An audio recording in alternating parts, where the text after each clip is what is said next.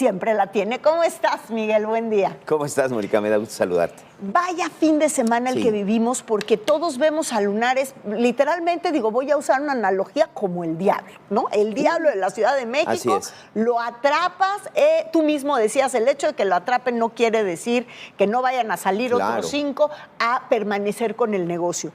Pero cuando lo vemos salir libre, ahí sí no nos lo podemos explicar. ¿Es una estrategia el que lo hayan dejado salir libre porque ya lo estaban esperando afuera del penal? Sí, claro. ¿O cómo podemos entender esto que vivimos el fin de semana? Ok, primero que nada, no es una estrategia.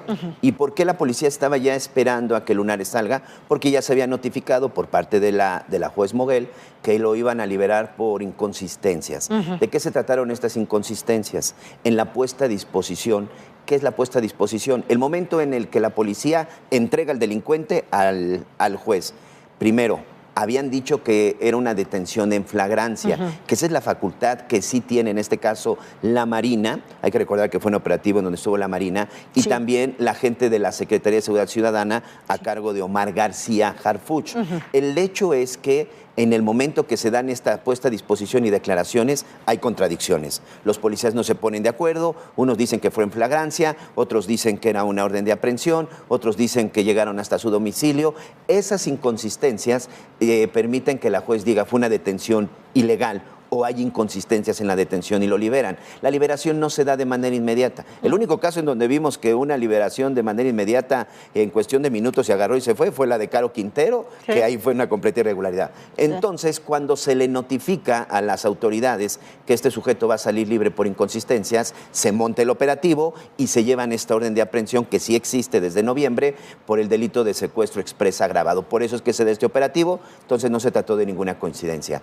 ¿Qué es lo que sucede en este caso? Desde mi punto de vista, sobre todo que ya había sucedido en el caso de Peralvillo, 33, también en octubre del año pasado, cuando detuvieron a 32 personas ligadas a Lunares y que hubo 30 liberados y solamente 2 quedaron detenidos, porque también hubo una serie de inconsistencias en que declararon que los habían detenido en Peralvillo 33 y resulta que había sido a unas calles, que los habían detenido en el lugar y resulta que no, que estaban en una fiesta. Nuevamente se presentan inconsistencias.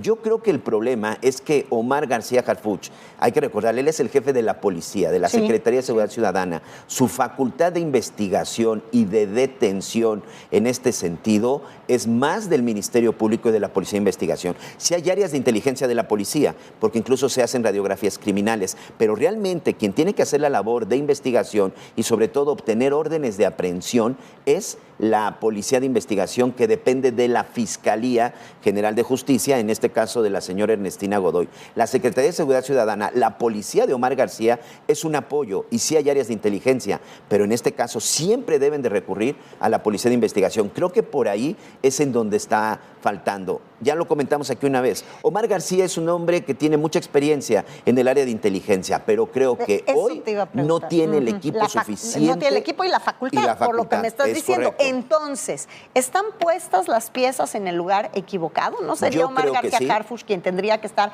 encargado del sistema de investigación y de los operativos de inteligencia propiamente? O por lo menos debería existir una coordinación. Creo que en este caso sí debería de quedar claro quién se va a encargar de esta persecución. Y sobre todo, apenas Omar García, vamos sobre todas las cabecillas de la Unión Tepito, porque finalmente la Unión Tepito es un monstruo de 1000 cabezas. Exactamente, es que ese es otro tema. La Unión, ¿qué es la Unión Tepito en realidad en este momento en nuestra ciudad? La Unión Tepito es una organización criminal que yo siempre he dicho, sí es un cártel del narcotráfico, porque tiene sicarios, tiene laboratorios, se lleva a cabo la distribución. Ya los vimos. O sea, es decir, tiene todo, tiene absolutamente todo para que se le considere un cártel, delincuencia organizada y todo. ¿Qué es la Unión Tepito? Precisamente es la organización criminal que opera principalmente en la Ciudad de México, que no es nueva, Mónica, amigos, no es nueva. Esta, yo por lo menos... ¿Es un brazo de otra organización? ¿Es un brazo del Cártel Jalisco Nueva Generación? Hoy es aliado del Cártel Jalisco, pero en su momento fue de los Beltrán Leiva.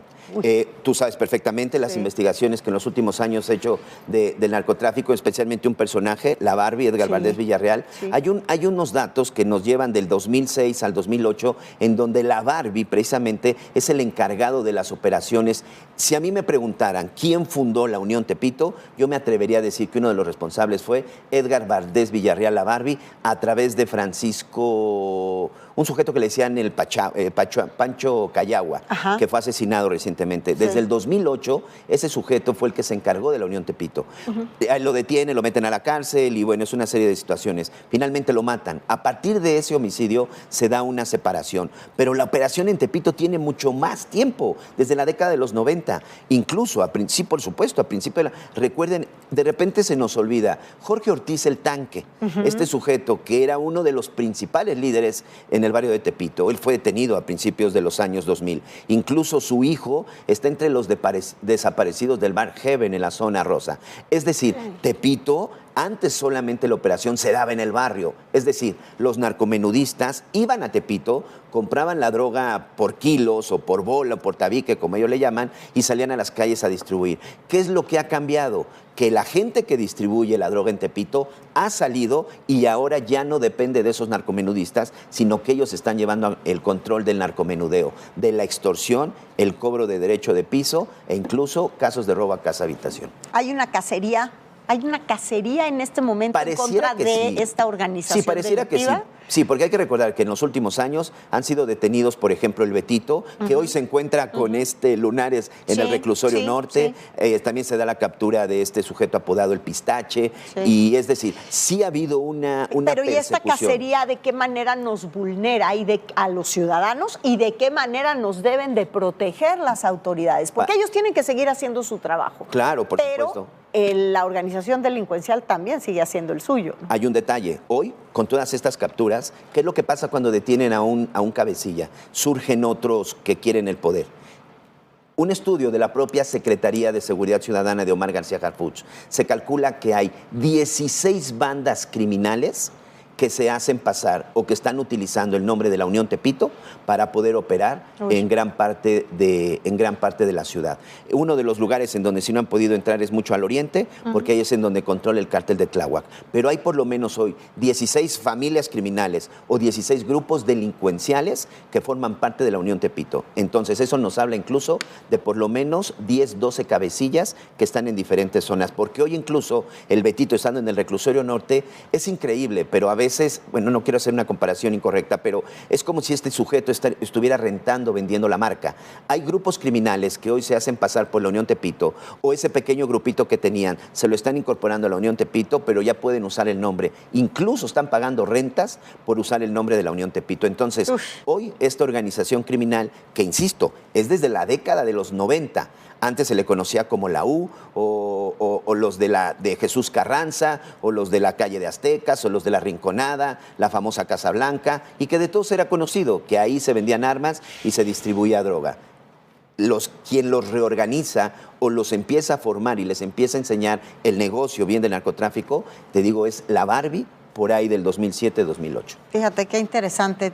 Todo tiene su historia y sus antecedentes. Lo vamos a seguir revisando no hay coincidencias. No hay coincidencias. Y este caso, pues todavía va a dar para mucho rato más. Hay que ver esta detención, qué consecuencias tiene. Gracias, Miguel, como siempre. No, hombre, gracias a ti. Muchas gracias.